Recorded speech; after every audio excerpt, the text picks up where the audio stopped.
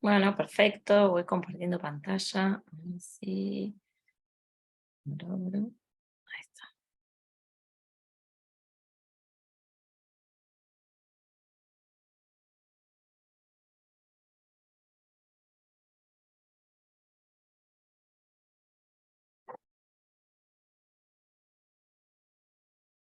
Bueno, ahí como les contaba Diego, la idea de hoy es hablar un poquito de vuelta una introducción a lo que lo que es la clasificación.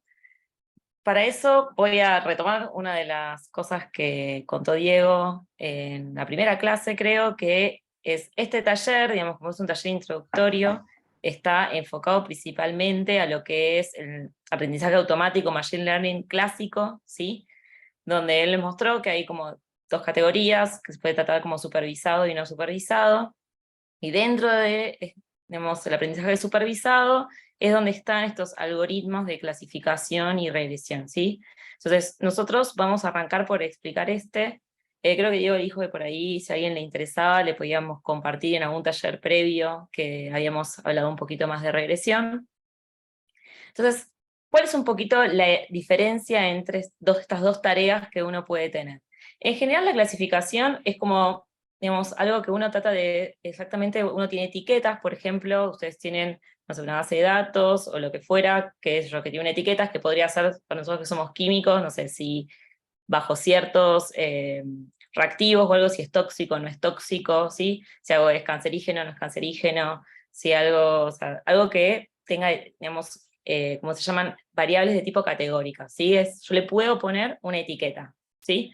Entonces, eso, para ese tipo de datos es lo que sirven estos métodos de clasificación. Y la regresión también es algo que en general nos interesa bastante, porque lo que vamos a tratar después es de predecir valores que son numéricos, es decir, algo que, por ejemplo, en un continuo, ¿sí? Entonces, nosotros como químicos en general estamos bastante acostumbrados a lo que es regresión lineal, ¿sí? Entonces, va un poco por ese lado. Nosotros vamos en este curso introductorio a hablar principalmente de clasificación, ¿sí? Entonces, vamos a poner un ejemplo como para tratar de ir entendiendo qué es lo que hay que tener en cuenta. Supónganse que, por ejemplo, tenemos que tratar de decidir bajo cierta información si algo es un perro o es un gato, ¿sí? Entonces, uno puede tratar de decidir, bueno, ¿qué puedo yo tratar de usar para decidir si algo es un perro o es un gato, ¿sí? Entonces, uno, por ejemplo, podría decir, bueno, si tiene las orejitas para arriba, va a ser un gato. Entonces, acá voy a decir gato, perro, voy a decir que esto es un gato, gato, perro, sí, acá serían los azulitos, yo dije que es un gato. Claramente, en muchos casos le voy a acertar y en muchos otros voy a fallar, ¿sí? Como es este caso o como podría ser este caso. Entonces, uno podría decir, ok, esta variable a mí no me sirvió, es decir, porque me equivoco un montón de veces, bueno, elijo otra.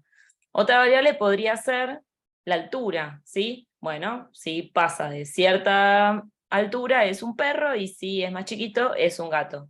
Bueno, obviamente, como parece ser razonable, también voy a tener un montón de fallas porque voy a clasificar a todos los perros chiquitos como gatos. ¿Qué estoy haciendo acá? Estoy haciendo algo que se llama una clasificación univariada, es decir, una clasificación usando una sola variable. Eso claramente no suele servir para problemas del mundo real, porque los problemas del mundo real son complejos, entonces por ahí simplemente decidiendo una sola variable va a ser complicado poder clasificar las cosas correctamente. Entonces, ¿qué pasa ahora si, por ejemplo, trato de combinar esas dos variables y decir, bueno, a ver qué pasa si tengo en cuenta que tenga las orejitas para arriba y que además sea de tal altura, ¿sí? Entonces, cuando uno empieza a hacer esto, que es combinar variables, es donde uno, en este caso sería algo bivariado, ¿sí? Porque estoy usando dos variables, como que las probabilidades de acertar empiezan a subir, ¿sí? Entonces, eso es un poco la idea cuando, por ejemplo, en este caso, acá digamos, poniendo variables generales, si yo uso una variable general para clasificar, que yo en rojos o azul, y uso otra para hacer en rojos o azules, uno puede empezar a hacer gráficos en estas cosas bivariadas, donde, ok, donde yo coincida y en las dos variables me predigan o me digan que es rojo, sí, o perro, van a andar todos por acá. Y cuando las dos me digan que es un gato, va a andar por acá. Y obviamente voy a tener casos ¿Dónde voy a tener problemas? Pero cuando yo más variables tenga, me va a permitir empezar a hacer estas como agrupaciones y poder etiquetar después correctamente. Entonces, hay un montón de, digamos, metodologías o de algoritmos, en realidad, sí, de algoritmos, es procesos por los cuales me va a poder usar esas variables, que pueden ser en un análisis multivariado, ser varias variables, que me permitan después que yo entrenar en mi sistema y decir, bueno, cuando yo tengo todas estas variables es un gato, cuando tengo todas estas variables es un perro. Uno entrena su sistema, ¿sí? En función de los datos y la información que le provee, y después le voy a pedir que me haga predicciones. Y como siempre es algo para mí como súper importante, es muy importante la calidad de los datos que uno le da, ¿sí? Porque si obviamente yo a esto le doy simplemente estas dos variables, y probablemente después me prediga basura, ¿sí? Porque yo la verdad que no estoy dando son dos variables que se me ocurrieron a mí, ¿sí? Pero puede ser que la mayoría de los problemas reales requieran una amplitud de variables más grandes. Entonces, acá simplemente hay como una muy breve enumeración de algoritmos típicos para generar clasificación. Vamos a tratar de contar algunos, ¿sí? Que sería Random Forest, regresión logística y Support Vector Machines, ¿sí? SVM. Entonces, ¿cuál es un poquito la idea? Perdón, antes de eso lo que me olvidaba es que yo acá les di un ejemplo que tenía dos clasificaciones, sí, no, perro, gato, tóxico, no tóxico, pero uno podría complejizar el análisis y poner muchos tipos de clases, ¿sí? Entonces, una de las cosas que yo tengo también que tener en cuenta es, si yo voy a poner algo de manera de decidir si es perro o gato, por ejemplo, yo quiero dividir acá rojo o azul, ¿sí? Perros de gatos. Yo podría decir, bueno, listo, se separan por una función, si una recta, que podría ser una función lineal, ¿sí? Entonces, como ven, y yo digo, si está para arriba es rojo, y si está para abajo es azul. Claramente yo tengo un problema porque estoy clasificando mal un montón de datos, ¿sí? Eso es lo que se llama underfitting, es decir, que lo que yo elegí para hacer esa discriminación no, digamos, me está describiendo correctamente mi sistema, ¿sí? Esto es equivalente, digamos, a lo que nosotros estamos acostumbrados, a veces cuando tenemos una función o estamos tratando de hacer un ajuste a algunos de los datos que solemos tener, que a veces uno dice, bueno, acá no sé, yo siempre digo que los químicos somos felices si ajusta con regresión lineal los datos a una recta. Muchas veces tenemos que hacer ajustes no lineales y poner parámetros. Y a veces uno dice, bueno, ajusto con 2 parámetros, con 3 parámetros, con 4 parámetros. Esto es común, en ese sentido es equivalente, ¿sí? Yo acá lo que estoy haciendo es que no le estoy dando como suficientes parámetros para hacer el fiteo, ¿sí? Para hacer ese ajuste. Acá, fíjense que parece algo más razonable, tengo algunos errores, pero parece estar describiendo mejor mi sistema. Y obviamente, fíjense lo que pasa acá. Lo que pasa acá, yo acá, fíjense, si yo elijo esto, no tengo ningún error. Están todos los azules acá y todos los rojos del otro lado. Pero ¿qué está pasando? Lo que está pasando acá es que, vamos a tratar de dar algún otro ejemplo, es cuando uno sobreparametriza, ¿sí? O sea, tengo un overfitting. ¿Qué quiere decir? Que elegí muchos parámetros y lo que termina pasando es que después el modelo pierde generalidad. Es decir, si yo después quiero testearlo con algunos datos que no son conocidos, hay mucha probabilidad de que me equivoque, porque perdí generalidad. O sea, puedo describir perfecto capaz el sistema que estoy usando por los datos que le di, pero yo después voy a agarrar otro como que no conozco, y qué sé yo, si por ahí cayó, no sé, acá, ¿sí? No sé si ven mi curso, pero si por ahí cayó acá, entonces Sí, vamos se a ve, se usar ve. acá, se ve perfecto. Entonces, si me cae por acá, voy a decir que es azul, cuando la realidad es que tendría, o acá, fíjense, puedo poner por acá, voy a decir que es azul, cuando claramente eso tendría como en la generalidad mucho más sentido de que fuera un puntito rojo, ¿sí? Entonces, hay que tener mucho cuidado porque esto es como uno de los principales trampas, o de esas trampas donde uno cae, que es en general tratar de sobrefitear, o sea, ajustar perfecto los datos que estoy usando para entrenar, y que después no me sirvan para, digamos, el problema que yo en realidad estoy tratando de resolver. Entonces, acá, este es un dibujito que por ahí pareció simpático, o sea, uno tiene los datos, el conocimiento del sistema, y uno en general en la vida uno puede tener esto, una experiencia, que tu experiencia, tu criterio te ayuda a decidir si el ajuste por ahí que uno está teniendo es correcto. Y a veces esto que llaman la creatividad, fíjense que yo estos mismos puntos puedo decir que es un gato, bueno, en realidad estoy perdiendo totalmente el foco del problema, o sea, no tendría como mucho sentido. Bueno, esto es como un dibujito como para tratar de contar un poco cuál es la idea. ¿Hasta acá tienen alguna duda? ¿Se entiende más o menos? Porque es como parte de lo importante para tratar de entender después qué tipo de algoritmos me pueden traer problemas a veces y qué no. Es importante esto de no tratar de sobreajustar mi sistema de entrenamiento, porque después pierdo generalidad. Esa es como para mí como el mensaje, ¿sí? No es que hay que, digamos, obviamente uno necesita que ajuste razonablemente bien, vamos a tratar, ese razonablemente bien, que yo sé que para mí es lo que a uno a veces le quita el sueño, es cuán razonable, cuánto es bien o cuándo está bien. A veces depende de la complejidad del problema. Si el problema es muy complejo, capaz que después uno tenga, no sé, un 80% de acierto, es fantástico, ¿sí? Ahora, si el problema es muy sencillo, pero hay un 80% de acierto, no te alcanza, ¿sí? O cuál, digamos, como siempre es, ¿cuál es la consecuencia de equivocarse? ¿Sí? Entonces eso también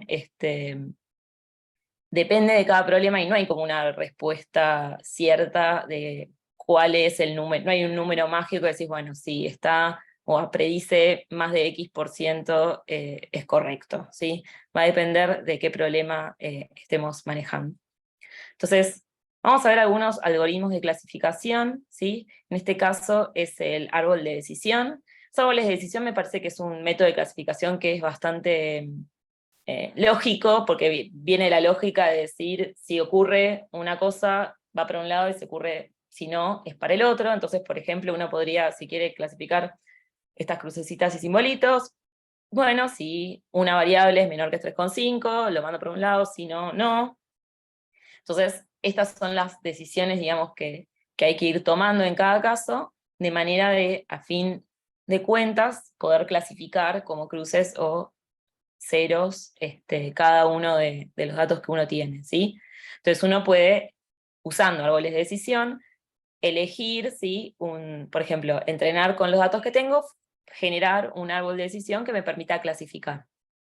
Obviamente, cuanto más complejo sea el árbol, de vuelta, por ahí me voy a equivocar menos en mi sistema de entrenamiento, pero es probable que después, ¿sí? tenga problemas para, digamos, predecir correctamente sobre datos desconocidos. Entonces, ese siempre ese balance de tener algo que sea general, pero que pueda representar bien mi problema. Y vamos ahora a tratar de ver cómo medir después eso sobre el final de la introducción de hoy. Entonces, hay otros algoritmos, que es esto de como de los digamos, vecinos cercanos, ¿sí? KNN, donde uno, por ejemplo, lo que dice acá es si yo tengo un dato, ¿sí? Me fijo cuáles son sus vecinos, ¿sí? Entonces, lo voy a clasificar según sus vecinos más cercanos. Por ejemplo, si yo tengo este dato incógnita, que está representado acá por el signito de pregunta, si yo elijo que voy a buscar información de sus 3 primeros vecinos, fíjense que acá yo tengo una estrellita y 2 triangulitos. Bueno, entonces, si yo decido medir por los 3 primeros vecinos, a esto lo voy a etiquetar como un triángulo, ¿sí? Porque de todos sus primeros vecinos tengo 2 triángulos y una estrella. Si ahora yo decido usar, por ejemplo, los 7 primeros vecinos, fíjense que acá mi clasificación es un poquito distinta, ¿sí? Yo tengo mis 7 primeros vecinos, ahora tengo 4 estrellas y 3 triángulos. Entonces, en este caso, lo clasificaría como una estrella, ¿sí? Entonces, KNN también es un método bastante usual de clasificación, y obviamente acá, nuevamente, lo que yo tengo que terminar de decidir es cuántos vecinos voy a mirar, ¿sí? Fíjense que si uno a veces simplemente mira como el primer vecino, ¿sí? Acá tratamos de ver, por ejemplo, si yo tengo datos, para si yo miro solo el primer vecino. Bueno, si yo miro solo el primer vecino, es probable que esté en una situación como de sobrefiteo, porque estoy solo mirando el que está más cerquita, ¿sí? Y es como que voy a ajustar todo muy prolijito cerca, pero después pierdo generalidad, ¿sí? Entonces hay que ver El problema también es cuando uno mira n vecinos, no sé, 5, 7, a veces también el cálculo que tengo que hacer se empieza a complejizar porque tengo que mirar muchos datos. Entonces, de nuevo, uno, por ejemplo, ahí a veces se utiliza, bueno, ver cómo va cambiando la predicción en función de cuántos vecinos uso, ¿sí? Hay como un montón de maneras de ir chequeando como cuál es el valor correcto para utilizar. Otro método de clasificación que está derivado, digamos, de la estadística, es lo que es esto de la regresión logística. No me voy a meter en las ecuaciones porque la idea es que tengan como un pantallazo general, pero de nuevo acá, digamos, uno trata de dividir, por ejemplo, en este caso sería algo que tenga solo 2 clases, ¿sí? Vamos a llamarlo como ceros y 1. Y lo bueno es que para algunos cosas también te da como cierta, de acá se puede derivar a veces como un poco, que en las otras algunos no, se puede decir, bueno, a ver, hay un 80% de probabilidades de que sea de la clase 1 y no de 0, ¿sí? Entonces eso está bueno porque te da, para los que no son 100%, o sea, te da como cierto parámetro estadístico de cuán bien uno está haciendo a veces la clasificación. Digamos, esa era binaria, era con, digamos, 2 clases, pero se puede hacer también para muchas clases, ¿sí? Entonces, yo les contaba esto de entrenar nuestro modelo, ¿sí? Entonces, acá hay un tema porque yo tengo que entrenar mi modelo, pero además tengo que de alguna manera validarlo. Entonces, uno en general lo que hace cuando hace aprendizaje automático es si yo tengo todo el set de datos, ¿sí? Lo voy a dividir. Vamos a empezar por la parte sencilla, que es decir, bueno, yo puedo agarrar y decir, voy a utilizar todos estos datos, no sé, ahí sí hay como en general, dependiendo de la cantidad de datos, a veces se usa un 80% o un 70% de los datos para entrenar el modelo, ¿sí? Y decirle, ok, este es gato, perro, yo le doy todas las variables, decido un algoritmo, puedo usar KNN, puedo usar árboles de decisión, no sé, el algoritmo que yo quiera, ¿sí? Y entreno mi modelo, ¿sí? En el caso del árbol será decidir todos esos nodos de clasificación a dónde van, en el caso de KNN, bueno, cuántos vecinos voy a mirar, ¿sí? Entonces, voy a entrenar todo el modelo, y lo que hago después es, ok, ahora yo te voy a pedir que me hagas una predicción sobre unos datos que no viste nunca. Pero son datos que yo conozco, es decir, está de mi set de datos original. Entonces, como yo ahora sé cuál es la respuesta, porque son datos que yo ya tenía, puedo pedirle que me los prediga, comparar y tener una idea de cuántas veces se equivocó y cuántas veces no. Entonces, eso es en general como lo sencillo. Yo entreno mi modelo con un porcentaje de los datos y lo valido con otros porcentajes de datos conocidos, pero que mi algoritmo nunca vio, ¿sí? Y me fijo si me da bien o me da mal. Ahora, si me da mal, ¿qué hago? Pues si me da bien, me puedo quedar contenta y decir, bueno, listo, yo entrené mi sistema, mido y me da, no sé, 90% de predicciones correctas. Ok, me voy a quedar recontenta. Y si me da mal, ¿qué hago? ¿Qué les parece? ¿A alguien se le ocurre que uno puede hacer si da mal? ¿Generar otro modelo o no? Podría usar otro modelo, pero supónganse que, no sé, Revisar los que datos. exacto, uno a veces tiende a cambiar el parámetro. Bueno, por ahí yo elegí cierto parámetro, por ejemplo, yo les decía en este gato perro, yo usé para decidir, no sé, las orejas y la altura. Entonces digo, bueno, capaz que tenía que mirar, si tenía cola larga o cola bajita, ¿sí? O digamos, sí, se entiende que uno tiende a decir, ok, me dio mal, entonces con esa información, a ver uno qué hace, a ver cuándo me predijo mal. Me predijo mal cuando tenían, no sé, cola baja. Bueno, por ahí lo que tengo que mirar es la cola, ¿sí? ¿Se dan cuenta qué hice yo ahí? Ahí yo cometí un error en realidad. ¿Por qué? Porque supónganse que yo tomo esa información y vuelvo, reentreno mi modelo, y ahora lo vuelvo a validar. Me va a dar genial. Pero el día que yo vaya con un caso real, puede fallar. ¿Por qué? Porque yo ahora a mi algoritmo le di, para entrenarlo, también información del lugar del set de testeo, del set de validación. Entonces hay que tener mucho cuidado con eso porque ahí es donde empiezan a surgir los problemas, ¿sí? Porque no es, yo ahora para usé todo el dataset para entrenarlo, porque usé el de entrenamiento y el de testeo para reparametrizar todo mi modelo. Entonces me quedé sin datos de control. Entonces, ahí es donde podemos tener un problema y es donde hay que tener cuidado. Entonces, hay otras estrategias para tratar de evitar eso, ¿sí? Que es lo que uno hace naturalmente. Bueno, si yo estoy haciendo un entrenamiento y una validación, le puedo fallar. Entonces, tengo que tener como algún lugar antes para darme cuenta si le estoy pifiando. Otra cosa es que uno, como dijeron por ahí, cambia el algoritmo, qué sé yo, puedo decidir, bueno, a ver, pruebo con el entrenamiento, pruebo KNN, pruebo árboles de decisión, pruebo, no sé, regresión logística, y me fijo cuál metodología me da mejor, ¿sí? Pero si yo estoy reentrenando mi modelo, puedo tener un problema si empiezo a usar información digamos, del set de validación. Entonces, ahí es donde aprovecho, ¿sí? Tener esto en cuenta. Porque, ¿qué pasa? Si yo, esto es un poco hablando de qué resultados puedo tener yo a la hora de hacer esa validación. En general, supónganse que yo entreno muy bien mi sistema, lo super parametrizo, me queda todo perfecto y me ajusta a este modelo de entrenamiento, ¿sí? A este set de entrenamiento. Es lo que yo les decía, que perdía generalidad. Entonces, en general, mi error de testeo va a ser muy grande, ¿sí? Porque como pierdo generalidad, es lo que decía acá, yo voy a poner este punto acá y voy a pensar que es azul cuando el sentido común me diría que es rojo. Ahora, si yo estoy en una situación donde, por tratar de ser general, estoy dando poca información, lo que a veces me va a pasar es que el error que tenga, incluso en el set de entrenamientos, digamos, sea un poco más alto, pero te voy a tratar de, como se dice así, de compensar, es decir, por ahí permitir un poco más de errores en la parte de entrenamiento que consiga que minimicen los errores en el testeo. Entonces, como uno tiene que conseguir este pequeño ajuste, es donde a veces se genera esto de como usar la información del set de validación para reentrenar mi modelo. Entonces, hay, por ejemplo, otra alternativa que sería generar, digamos, un set, digamos, dividir en 3, por ejemplo, el dataset, ¿sí? Y hacer uno de entrenamiento, otro de validación, y siempre dejar un grupo de datos como prístinos, ¿sí? Que uno no los miró.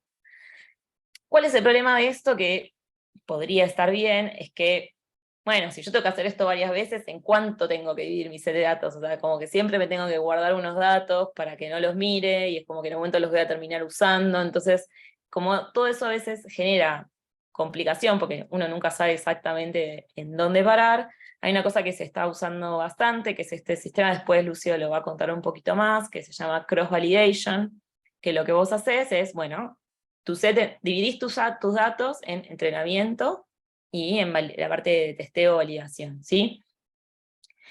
Entonces, pero de estos datos de entrenamiento hago como diferentes secciones. Por ejemplo, agarro una vez y digo, bueno, lo divido en 5.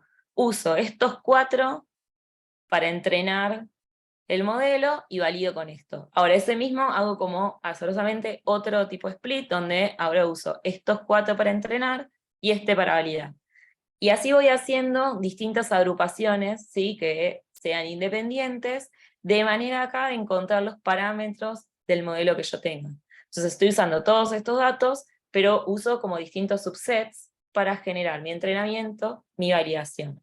Y cuando ya considero que los parámetros que fui tuneando parecen estar más o menos correctos, y ya estoy confiado que tengo el mejor modelo que puedo tener por ahí para ese algoritmo, recién ahí hago la evaluación final sobre los datos que dejé aparte para hacer el testeo. Entonces, esto en general, además, me permite, primero, no tener este problema de sacar información de mi validación, y disminuyen las posibilidades de hacer overfitting o sobreajuste, ¿sí? Entonces, esta es como una de las cosas que se está usando bastante. Algo más les va a contar Lucio cuando veamos la parte práctica. Y lo otro que tenemos que tener en cuenta son lo que serían, porque bueno, yo les decía, bueno, cuán bueno es el modelo, ¿sí? Son las métricas para ver cómo está funcionando el modelo. En las técnicas de clasificación se usa mucho esto, ¿sí? Que es la matriz de confianza, donde esto parece por ahí complicado, pero no, es como bastante sencillo. Por ejemplo, si yo sé en mis datos qué es lo que está pasando, porque yo sé cuál es la respuesta real. Supónganse que tengo dos opciones, positivo y negativo. Entonces, si el resultado real es que es positivo y la clase predicha es positiva, perfecto, ¿sí? Esto es un verdadero positivo, se llama. Ahora, si la clase era negativa, pero yo dije que era positivo, es un falso positivo. Después, ¿qué pasa si era positivo y en realidad mi predicción es que es negativo? Tengo un falso negativo. Y finalmente es la otra parte, que es de decir, ok, es negativo porque ese funcione bien. Entonces, en general acá hay distintas métricas. Una es la precisión, ¿sí? La precisión lo que me dice, fíjense que no es otra cosa de que de todos los positivos que yo predigo, ¿cuántos eran verdaderos positivos? ¿Sí? Y acá, por ejemplo, la sensibilidad, que es, de vuelta, de todos los positivos que yo predigo, ¿sí? ¿Cuántos eran positivos de verdad? Digamos, son distintas métricas que uno puede tener, teniendo en cuenta de cuánto acierto y cuánto no. Y después hay como una que incluye todas, o digamos, de todas las opciones, que básicamente no es otra cosa que decir, fíjense que acá son los dos true, es decir, las dos cosas que le acerté frente a todas las posibilidades. Es qué porcentaje de todas las veces que predijo algo acierta. ¿Sí? Esa es la accuracy o la exactitud del modelo. Fíjense que uno puede decir, bueno, ¿sabes qué? Yo necesito que sea muy exacto, ¿sí? Entonces, bueno, habrá que ver y trabajar y tratar de encontrar los parámetros correctos y darle los datos correctos para tener un modelo muy exacto. Pero a veces puede ser que yo tenga un problema donde no me moleste tanto ser tan exacto, pero sin embargo, no sé, asegurarme no tener falsos negativos, ¿sí? Por ahí no me molesta tanto, qué sé yo, tener falsos positivos. O sea, a veces ponen de típico ejemplo la parte de COVID. Como bueno, qué sé yo, si te da COVID positivo, cuando no tenías, no pasa nada. O sea, lo sumo, te quedas en el aislamiento en tu casa y era otra cosa. Ahora, los falsos negativos, cuando no había vacunas, era algo muy complicado. Entonces, si uno tuviera que predecir o usar un modelo para predecir ciertas cosas donde los falsos negativos tienen un costo alto, uno por ahí trata, ¿sí?, de minimizar esto y no le preocuparía tanto tener este problema. Entonces uno ahí tiene que ver también cuál es el problema que tiene y de vuelta cuáles son las consecuencias, digamos, de equivocarse o acertar. Esto se puede hacer, acá te decía, en un ejemplo en positivo y negativo, pero uno podría tener más clases, ¿sí? Y esas matrices de confusión se pueden mirar para todas las clases que uno quiera. Finalmente, para ir cerrando, ahora después tengan tiempo de hacer la parte práctica, que esta vez por ahí es un poquito larga, algunos ejemplos, ¿sí?, de cosas que se pueden hacer con clasificación. Este es un trabajo que justo estaba Ezequiel Mozán, que estuvo en alguna de las otras cosas del taller, donde, por ejemplo, se puede usar clasificación mientras cuando uno mide ciertos cationes y tratar de ver si alguien tiene residuo, puede decir si es alguien que disparó o no disparó, ¿sí? Esto se puede hacer en este caso, qué sé yo, usando árboles de decisión. En general, en todo lo que es analítica, es como una cosa que, la analítica en general siempre ya está como pensada en generar buenos datos. Entonces, por ahí la aplicación de aprendizaje automático es como a veces más directa en la analítica justamente por eso, ¿sí? Entonces hay bastante hecho también ejemplos en metabolómica, ¿sí? Bueno, como nosotros vamos a dar un ejemplo de clasificación de vinos, se puede ver hacer un ejemplo, o hay algún ejemplo de ver de dónde es el origen, pues, de aceites de oliva y cuál es, si es aceite de oliva natural o de dónde salió, ¿sí? Y yo acá, como yo sé que muchas veces a mí, como yo no hace tanto que estoy en este tema, entonces a veces uno le cuestión de decir, bueno, pero ¿qué se usa? O qué sé yo, acá les dejo, no sé si por ahí les interesa el tema, pero buscando en cosas de clasificación y decir, bueno, ¿cuándo se usa clasificación? Este es un review, ¿sí?, que salió el año pasado, que lo que tiene de bueno es que tiene un Excel donde tiene, por ejemplo, un montón de trabajos en general en esto de toxicidad de compuestos. Ya les digo por qué puede ser interesante tratar de predecir la toxicidad de un compuesto. Y lo que tiene en el review es el material suplementario tiene un Excel donde tiene un listado de todos los papers, digamos, en esa temática, con, por ejemplo, buenos datos, es decir, una columna donde dice qué métodos compararon, ¿sí? O sea, la verdad que está como muy prolijo, y qué sé yo, por ejemplo, unas cosas que sé que se están usando este tipo de cosas es para, por ejemplo, cuando uno tiene que hacer un ensayo clínico de algún compuesto, y a veces los ensayos clínicos lo que termina pasando es que termina cayendo por la toxicidad justamente de alguno de los compuestos. Entonces hay como bastante interés en tratar de predecir si los compuestos van a ser o no tóxicos con anterioridad a largar los ensayos clínicos. Si ustedes van y buscan, van a encontrar que hay como un montón, principalmente de usado redes neuronales, ¿sí? Está como bastante en uso las redes neuronales, así que, pero bueno, eso digamos, es métodos, digamos, un poquito más complicados.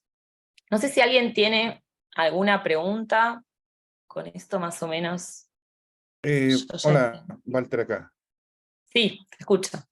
Mira, tengo una duda técnica. En relación a, por ejemplo, a lo que tú nos estás mostrando sobre el tema de ir clasificando, también en relación a los tipos de gráficas que se mostraron ayer, me queda una cosa dando vuelta. Si yo veo la manera en que organizamos los datos, finalmente nosotros, en un gráfico normal, nosotros tenemos una variable independiente y dependiente, pero en este caso igual podemos relacionar variables que son dependientes. Por ejemplo, en el caso de las tablas de ayer estaba la acidez relativa, la acidez absoluta, viscosidad, pH, etcétera. Entonces, Sí. finalmente, esta metodología no está limitado a una columna de un dato absoluto y un dato variable. Pueden ser todos estos también datos variables. Podría ser, a veces hay que ver de vuelta qué te sirve, porque por ejemplo, no sé, yo una vez estaba tratando de ajustar, entrenarme un modelo para ver cosas meteorológicas, porque de meteorología hay como un montón a veces de información. Y que yo, entre las informaciones está, no sé, si vos querés predecir temperatura. Pero si vos en tus variables, por ejemplo, cuando entrenás tu modelo, la temperatura máxima, y sí, obviamente la temperatura máxima siempre va a estar relacionada con la temperatura media y va a ser una correlación impresionante. Ujú. Pero entonces eso tenés que tener cuidado porque, por ejemplo, si vos entrenás tu modelo, como suponiendo que siempre le vas a dar, o sea, tenés que tener tu modelo también con variables que vos después le vas a poder brindar.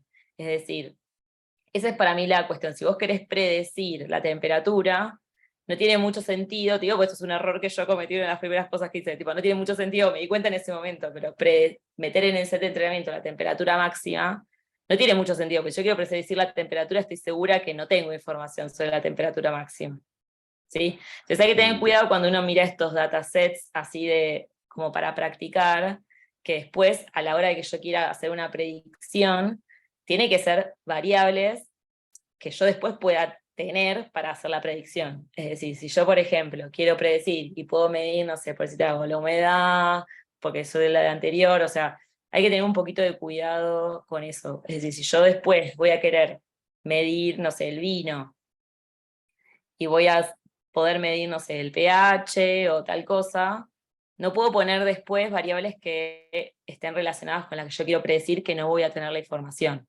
porque ahí después para mí vas a tener un problema.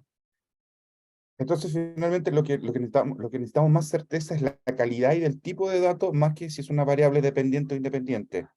Sí, Lo preguntaba porque finalmente la variable dependiente es una variable que, entre comillas, es dependiente, en el sentido puede ser variable por algún tipo de condición, temperatura, medición, sí. usuario, etcétera. Por eso te hacía la Sí, o pregunta. sea, sí, creo que Lucio, no sé si lo dejó o lo va a decir, o sea, uno hace en general igual, antes de empezar todo esto, algo que se llama feature selection, que es decir, elección de variables. Es decir, vos mirás cuáles variables realmente te dan como información distinta, por decirlo así, ¿sí? A tu sistema.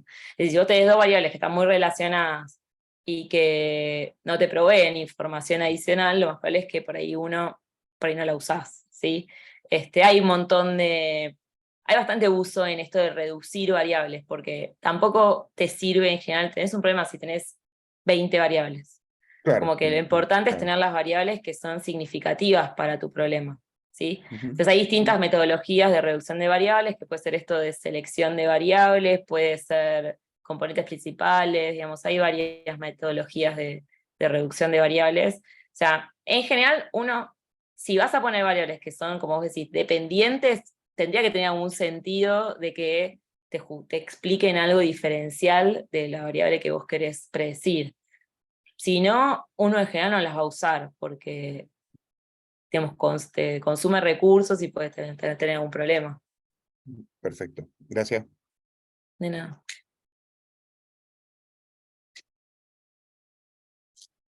¿Alguna otra pregunta?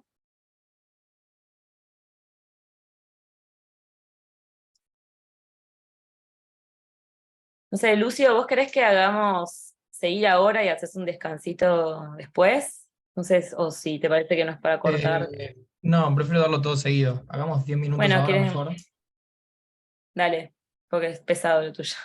Sí, y 50 volvemos. Dale, ¿parece? Buenísimo.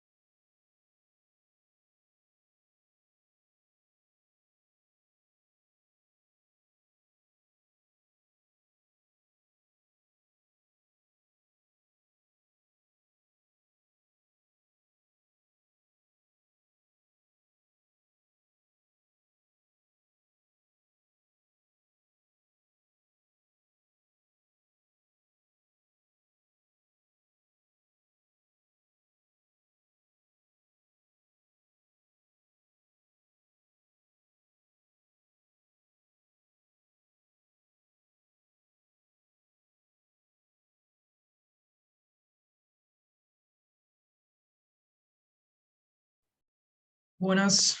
¿Hay alguien por ahí? De esas pantallas negras con nombres, pueden contestarme en el chat.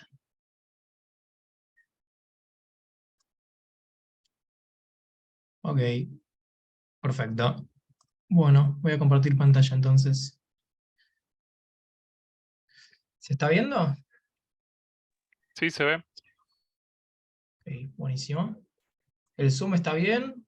¿O hago un poquito más de zoom a la letra? Se lee bien, ¿no? Quizá en el Sí, chat. se ve Así bien. está perfecto. Ok, buenísimo. Bueno, entonces comenzamos con la última parte del taller, la última notebook, que va a ser Machine Learning aplicado a clasificación. Y voy a estar repitiendo bastantes conceptos que ya estuvo mencionando Marian, pero son conceptos que son clave y son muy importantes en Machine Learning, entonces prefiero repetirlo 40 veces y que quede claro antes que no quede claro. Probablemente sea la notebook en cuestiones conceptuales la más compleja, si se quiere no es difícil, pero sí a comparación de las otras notebooks puede ser un poco más compleja en conceptos y en código, así que en ese sentido voy a tratar de ir despacio, de explicar las cosas de forma clara, y si algo no se entiende, si voy muy rápido, o me interrumpen y me piden que lo explique de vuelta, o me lo avisan por el chat. Entonces, ¿cuál es el objetivo de esta notebook?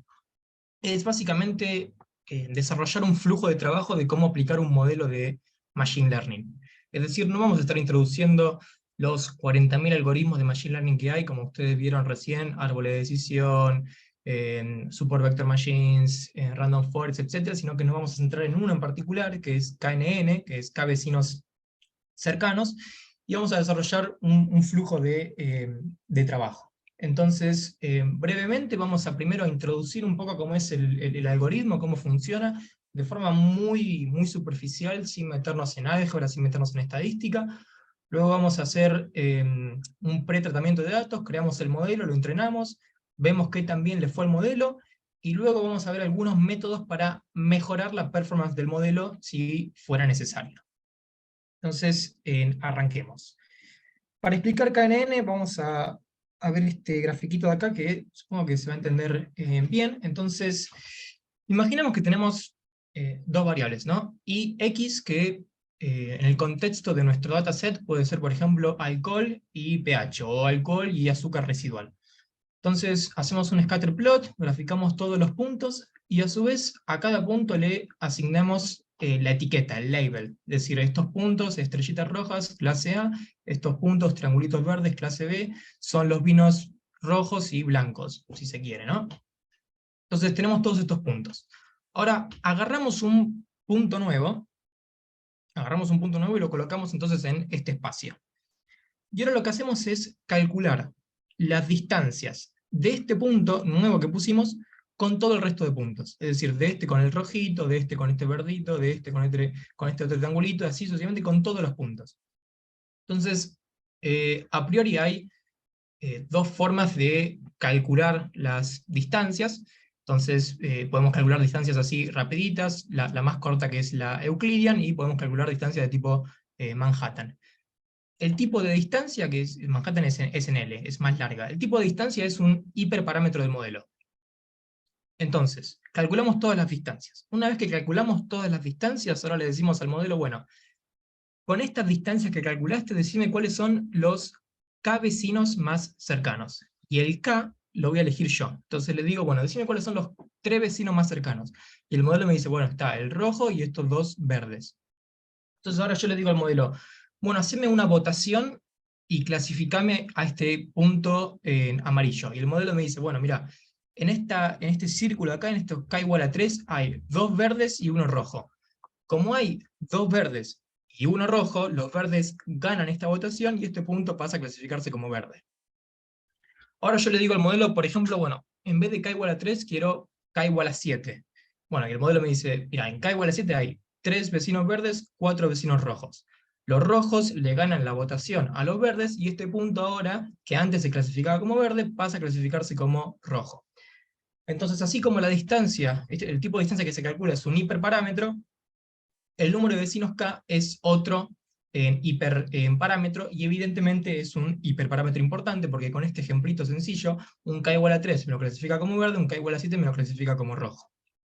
Entonces, mover un poco el K puede influenciar de forma significativa en la performance de nuestro modelo. Ahora bien, este ejemplo de acá es un scatter plot, son dos variables, tres si se quiere, porque los puntos están agrupados según en el color, y la verdad que las poblaciones se separan bastante bien. Y eso, como regla general, nunca va a pasar, no les va a suceder.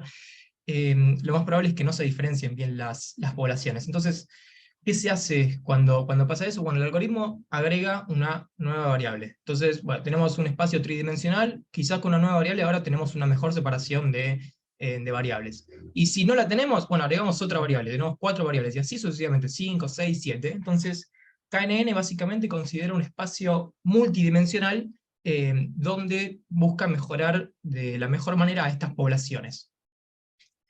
Entonces, esta es básicamente cómo funciona el algoritmo, y ustedes, si quieren aplicar KNN, si quieren aplicar otro tipo de algoritmo en algún punto a sus datos, fíjense muy brevemente, de forma muy superficial, cómo funciona el algoritmo, cuál es el hiperparámetro más importante, etc. No hace falta que ahonden en todo lo que es álgebra y estadística, porque realmente al nivel en el que lo trabajamos no vale la pena.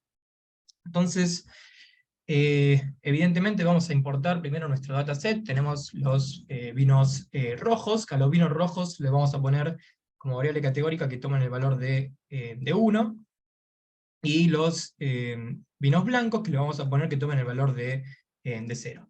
Concatenamos los data frames y visualizamos nuestra base de datos. Tenemos entonces 6.500 observaciones, 13 variables, 13 columnas, donde una de estas columnas es la variable que vamos a querer predecir, que es el color. Y noten algo particular de acá, es que si ustedes miran la columna de color, como concatenamos los data frames, esta columna de color es 1, 1, 1, 1, 1, 1, 1, 1, así sucesivamente, y después, una vez que arrancan los vinos blancos, es 0, 0, 0, 0, 0, 0. Entonces, eso a priori a alguno le puede resultar insignificante, y puede ocurrir que quizás sea insignificante en el futuro, pero a priori puede haber cierto sesgo, ¿no?, en cómo están ordenados los datos. Porque quizás el modelo en el futuro aprende a predecir en base a cómo están ordenados los datos y no en base a las variables. Entonces, lo que podemos hacer para evitar este sesgo que se presenta acá en esta columna es hacer un shuffle, hacer una mezcla del dataset.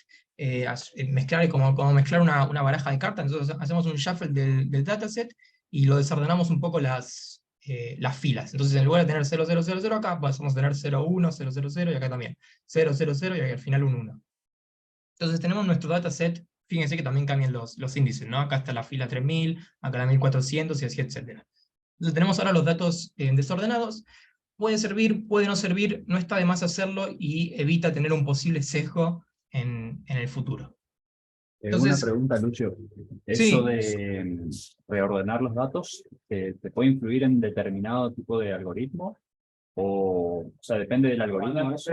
¿O algunos algunos algoritmos no le va a importar que estén ordenados? Mira, hay algoritmos que son susceptibles y algoritmos que son robustos a determinadas cosas. Realmente no tengo una lista de qué algoritmos son susceptibles a hacer un shuffle del dataset. Sí, lo que te puedo decir es que lo hagas siempre. O sea, siempre que tengas, por ejemplo, un orden muy claro en cómo son las variables categóricas, que se note mucho, hace un shuffle del dataset que no está de más. No te va a pasar nada si lo haces. Vale.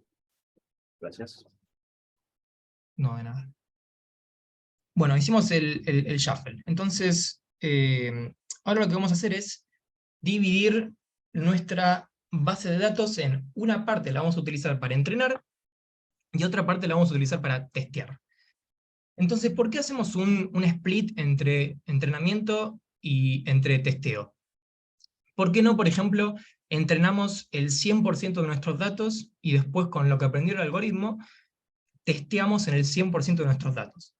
Bueno, porque evidentemente ahí hay un sesgo, porque el algoritmo está aprendiendo mucho de los datos, aprende sobre todos los datos y luego testea lo que aprendió sobre datos que ya vio. O sea, está viendo o sea, las cosas que aprendió las está viendo sobre cosas que ya vio.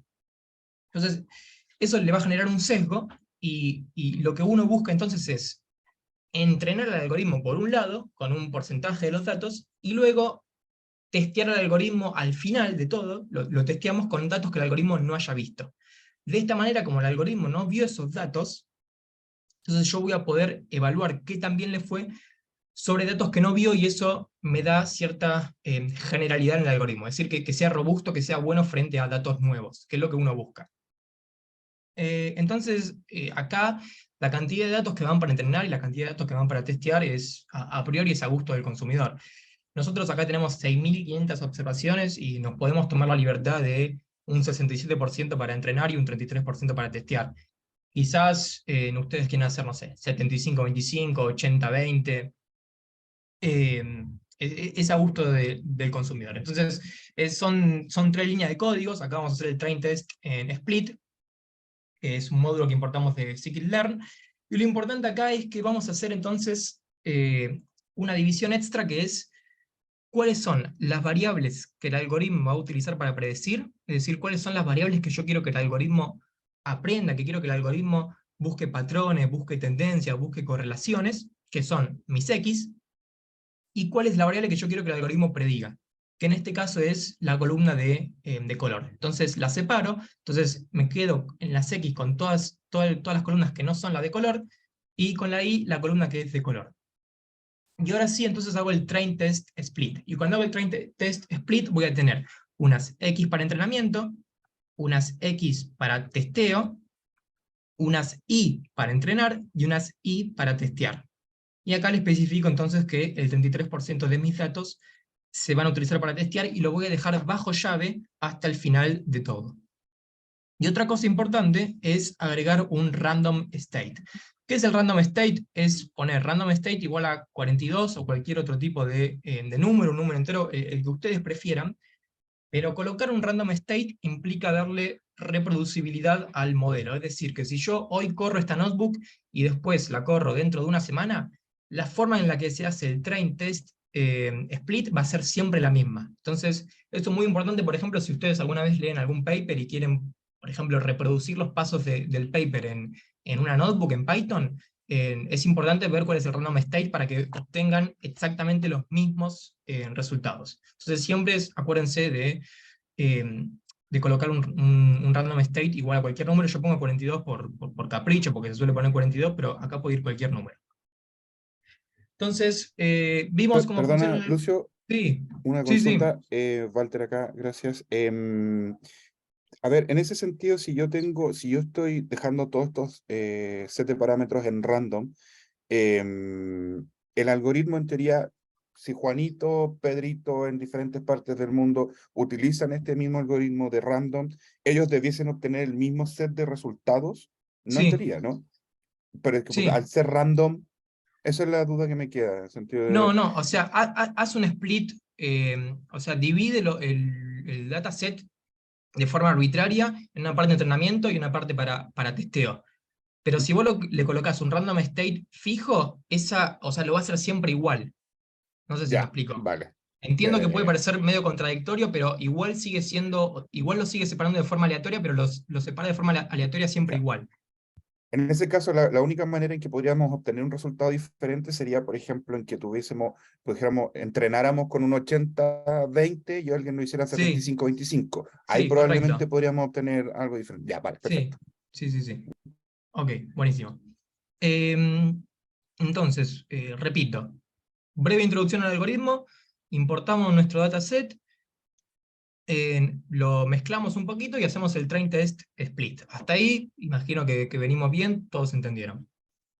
Entonces, lo que vamos a hacer ahora es un pretratamiento de los datos. ¿Y a qué me refiero con un pretratamiento de los datos? Bueno, hay algoritmos que son sensibles, por ejemplo, a presencia de outliers. Hay otros algoritmos que son sensibles a que haya variables que tienen texto, es decir, variables que sean de tipo string. Hay otros algoritmos que son sensibles a que los datos tengan diferentes escalas, diferentes unidades, y hay, obviamente, en el otro extremo hay algoritmos que son robustos a estas cosas. KNN en particular es bastante sensible a la normalización de los datos, y es algo que se puede ver fácilmente con este gráfico que lo sacamos de internet. Es sensible a la normalización de los datos. Que los datos tengan diferentes unidades, a KNN no le gusta, y por eso vamos a tener que llevarlos todos a la misma, sí, a la misma escala. Entonces, acá se puede ver, por ejemplo, datos sin normalización, cómo cuando los normalizo, las poblaciones se separan mucho mejor, e incluso la normalización puede hacer que puntos que antes se clasificaban incorrectamente, porque acá si miran con detalle, este punto de acá, que es azul, se estaría clasificando como rojo, mientras que cuando hago la normalización, este punto que es azul, se pasaría a clasificar como azul, es decir, se pasaría a clasificar correctamente. Entonces, normalización es muy importante, un paso muy importante en KNN. Repito, otros algoritmos van y buscan en internet qué pretratamiento tengo que hacer con otros algoritmos. ¿Tengo que convertir las variables de tipo strings a números? Lo hago. ¿Tengo que, no sé, normalización de vuelta? Lo hago. ¿Tengo que sacar outliers? Lo hago. Acá únicamente vamos a hacer entonces el escalado, y vamos a hacer un escalado estándar, que es promedio 0 y desvío estándar 1, si no recuerdo mal. Pueden hacer otro tipo de escalado, si alguno quiere, puede hacer un tipo de escalado de mínimos y máximos, etc. No importa, el hecho es escalar los datos. Entonces, una vez que tenemos escalados los datos, vamos a importar el modelo, lo importamos nuevamente de scikit-learn. Scikit-learn, repito, tiene todas las cosas vinculadas a Machine Learning. Importamos el modelo y lo creamos. Entonces pongo que KNN va a ser K-Neighbors Classifier, y le voy a setear un K, el número de vecinos K igual a 3. Este K igual a 3 lo pongo de forma genérica, ojo, después más adelante vamos a ver que K igual a 3 puede no ser el mejor, eso lo vamos a ver más adelante cuál es el mejor K. Pero por ahora creo este modelo genérico. Entonces lo corro, y ahora lo que voy a hacer es entrenar el modelo. Entonces, para entrenar el modelo, para que el modelo aprenda tendencias, correlaciones, patrones de nuestros datos, es una línea de código. Es knn.fit, y le digo, entrena con X y entrena con las Y. Corro el código y listo, mi modelo ya está entrenado. Entonces ahora, muy sencillo, ¿no? Porque creamos el modelo y lo entrenamos, son 2 líneas de código. Ahora vamos a ver qué tan bien le fue al modelo. Entonces, ver qué tan bien le fue al modelo implica mirar métricas. Y hay muchas métricas en clasificación, y también hay muchas métricas en regresión. A veces mirar una única métrica puede no ser lo mejor, y uno tiene que mirar un panorama más global, pero por lo general, cuando en clasificación, la métrica que uno primero mira es la accuracy, es decir, el porcentaje de predicciones que hizo de forma correcta. Entonces, de scikit-learn, nuevamente vamos a importar distintas métricas de clasificación, que ahora vamos a hablar, y ahora le voy a decir al modelo, bueno, con lo que aprendiste, ahora testear. Entonces le digo knn.predict, y le digo, bueno, las X test, es decir, todas mis variables que yo separé para el testeo, analizalas y decime qué tipo de vinos son. ¿Son vinos rojos o son vinos blancos? Y dame la accuracy. Entonces le pido que me dé la accuracy, y me da un 99.1%. A ver, 99.1% es un resultado realmente, es absurdo, ¿no? Es muy alto, y se da más que nada porque este dataset se comporta muy bien, sirve mucho para Machine Learning, para visualización de datos, etc., y por eso nosotros lo utilizamos en el curso. En un problema real, en un problema en el que se pueden enfrentar ustedes, no les va a dar 99% la primera vez que corran esto. Nunca le va a dar 99%. Entonces ahora más adelante vamos a ver casos, o sea, qué uno puede hacer para que no le dé el 99%. Pero antes, sigamos viendo otras... Perdón, me gustaría dar un comentario chiquitito. Si les da 99%, sospechen que algo mal están haciendo o están sobreajustando. O sea, iría del otro lado. Sí, también. Como que por ahí les da, pero si les da, deberían sospechar. Quizás tienen un set de datos demasiado simple, o tienen muy pocas variables y están tratando de ajustar un modelo sumamente complejo y están sobreajustando. Sí, en problemas reales sospechen. O sea, probablemente no les dé, y si les da, sospechen. En estos datos que son así muy lindos, no sospechamos.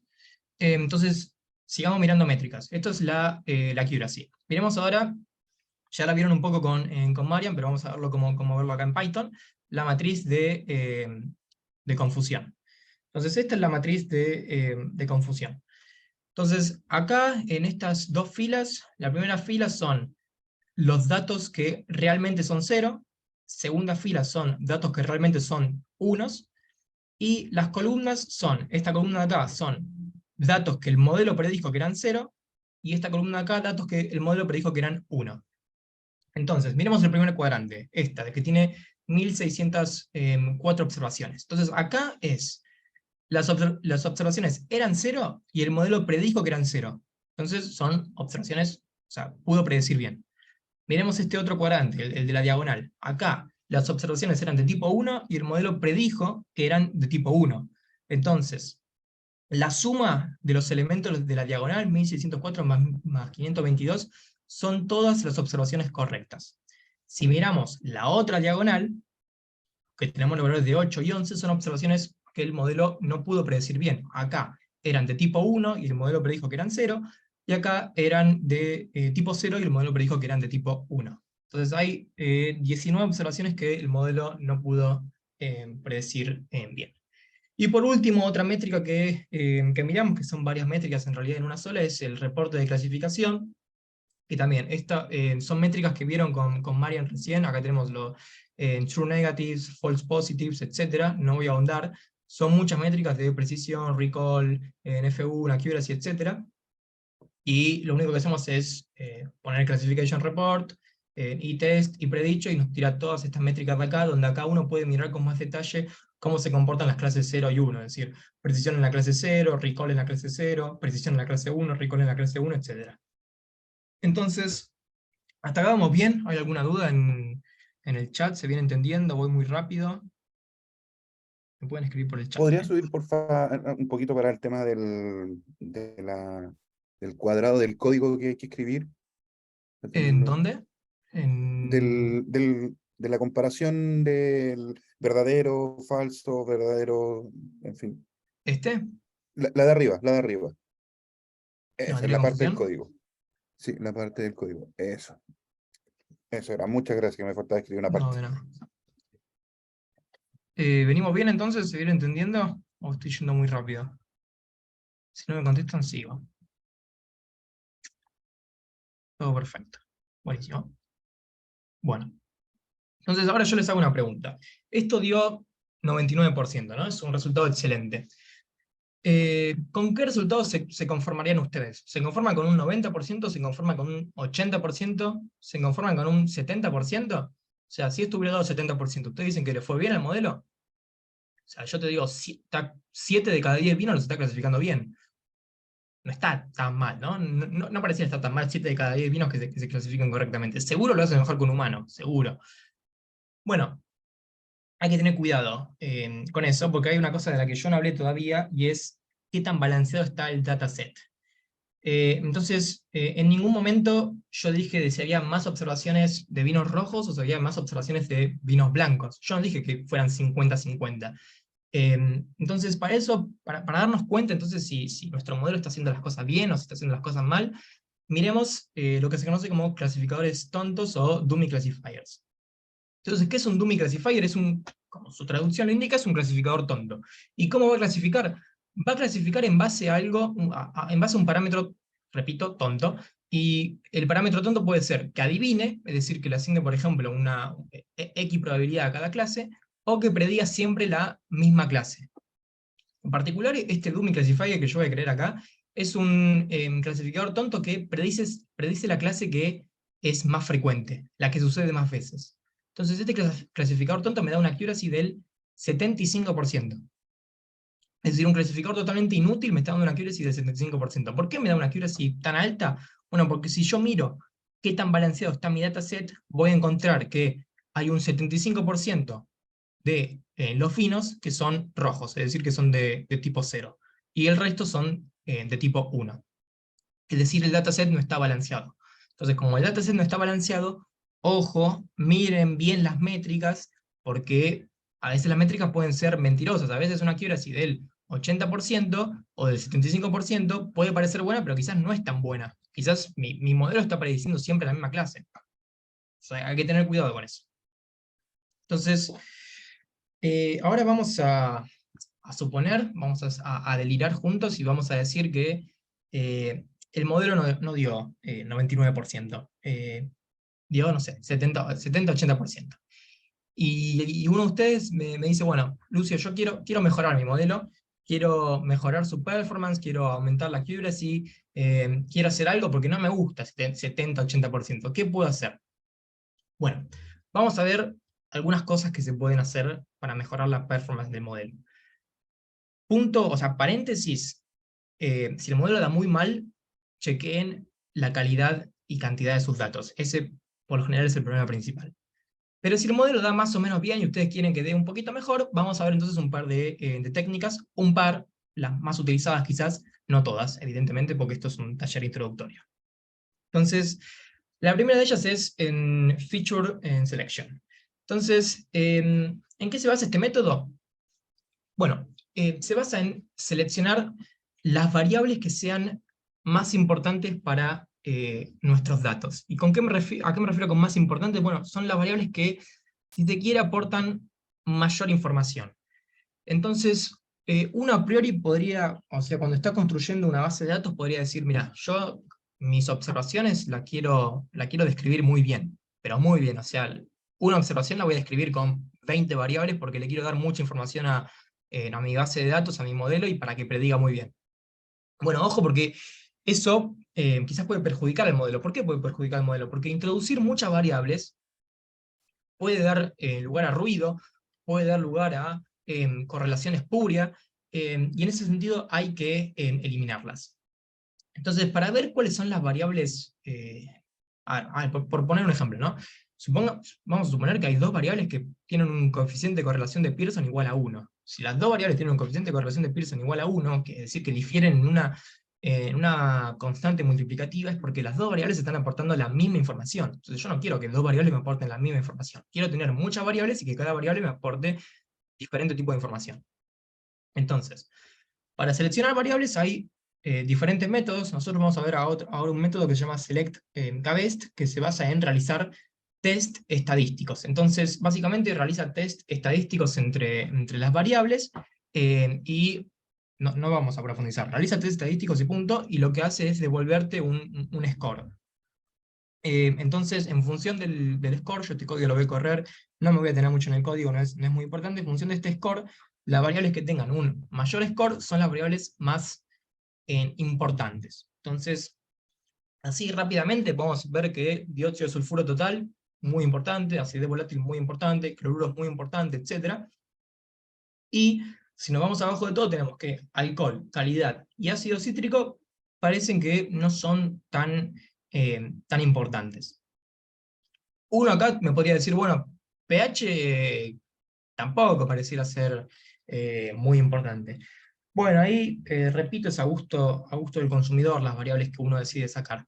Y ojo, si alguno de ustedes está trabajando con una base de datos y tiene un muy buen conocimiento del problema con el que está trabajando, y sabe que hay variables que son importantes y que no quiere remover, y el método de feature selection le dice que la remuevan, no la remuevan, o directamente prueben con esa variable removida y sin remover. O sea, si conocen muy bien su problema y no coinciden con lo que les dice el feature selection, y tienen o sea, confían en su criterio químico, déjenla, o prueben cómoda dejándola y sacándola. Entonces yo en particular voy a eliminar en alcohol, calidad y ácido cítrico, ¿no? Según lo que me dice este método. Entonces los elimino y tengo un nuevo dataset. Mi dataset entonces son con estas variables, y le saqué 3. Entonces me estoy quedando con 8 variables, creo, 8 o 7 variables me estoy quedando. Y nuevamente repito entonces el train test split, porque ahora tengo un nuevo dataset, entonces hago de vuelta un train test split. Y hago el escalado de los datos porque, repito, KNN es sensible al escalado de los datos. Entonces, hasta acá venimos bien. ¿No hay alguna pregunta? Sí, Yo yo me te hago detengo una porque, consulta. sí, ¿El escalado de los datos es un poco distinto a la normalización o están relacionados? no, es normalizar los datos, escalar y normalizar es, lo que tengo entendido yo, es lo mismo. O sea, es un escalado de lo de restar el promedio y dividir por el debido estándar. ¿A eso te referís?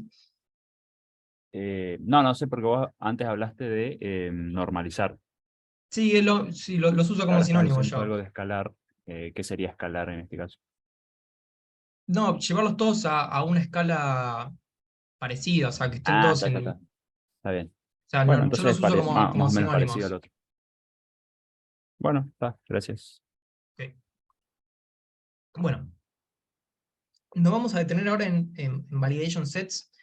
De algo habló Marian, yo voy a repetirlo porque me parecen que son conceptos importantes y vale la pena repetirlos para que queden claros. Entonces, no sé si vieron en algún problema, pero nosotros lo único que hicimos fue, al principio entrenamos el modelo y lo testeamos, y obtuvimos una accuracy del 99%. Listo, ya está, es la única métrica, o sea, tuvimos una única estimación de las métricas. Y tener una única estimación de las métricas no me da una estimación muy robusta de qué tan bien le fue al modelo. De hecho, o sea, a mí me gustaría, por ejemplo, hacer, por ejemplo, tener varias accuracies y obtener un promedio. Y con el promedio ver qué tan robusto, o sea, qué tan bien le fue el modelo. Entonces, ese es el problema número 1 con lo que hicimos. Hay otro problema número 2, y es el hecho de que yo, por ejemplo, ahí me dio 99% con un K igual a 3. Yo podría haber dicho, bueno, mira, con K igual a 3 me dio 99%, vamos a probar K igual a 5. Y con K igual a 5, ponerle me da, no sé, 99.5%. Y digo, bueno, quiero un poco más. Y pruebo K igual a 7, me da 99.7%. ¿Qué pasa ahí? Yo ahí estoy forzando a mi modelo a que me dé como yo quiero que me dé. ¿Por qué lo estoy forzando? Bueno, porque en función de cómo me está dando, yo le estoy cambiando el hiperparámetro. Y yo lo que quisiera hacer de manera general es determinar cuál es el mejor K, o cuáles son los mejores hiperparámetros en un perdón, en un set de datos que no sea el test set. Porque si recuerdan, yo dije, el test set lo dejo para el final, lo pongo bajo llave y no lo toco hasta el final. Entonces yo quisiera determinar cuál es el mejor K en otro set de datos. Y este otro set de datos en el que yo lo voy a determinar es el validation set. Y lo necesito, repito, para no overfitear el modelo, es decir, para no forzar a que el modelo me dé como yo quiero que me dé. Entonces, yo les digo que tienen que hacer ahora un train set, un validation set y un test set. Y uno de ustedes me puede decir, che, pero mira que yo tengo 100 datos, o sea, tengo 100 observaciones en mi base de datos y vos me estás diciendo que no solo tengo que hacer un train set y un test set, sino que ahora tengo que agregar un validation set. O sea, cada vez me quedo con menos datos para entrenar, y tener menos datos para entrenar puede hacer que el modelo no sea tan bueno. Entonces, ¿qué puedo hacer? Bueno, hay una técnica que se conoce como cross-validation. En particular vamos a ver ahora K-fold cross-validation, que ya también lo explicó un poquito Marian, pero lo voy a repetir. Entonces, miremos este grafiquito de acá, a ver si le saco un poquito de zoom. Este gráfico de acá. Bueno, entonces tenemos todos nuestros datos, el 100% de nuestros datos. Y nosotros inicialmente dijimos, bueno, 67% para entrenar, 33% para testear. Ahora, ¿qué hago con cross-validation? Con cross-validation, este train set, estos datos que tengo para entrenamiento, lo voy a dividir en K porciones. Y el K lo elijo yo. Puede ser, por lo general se utiliza K igual a 5 o K igual a 10. En este ejemplo particular, vamos a hacer K igual a 5. Entonces, el 67% de mis datos lo divido en 5 porciones. 1, 2, 3, 4 y 5. Y ahora lo que voy a hacer es iterar.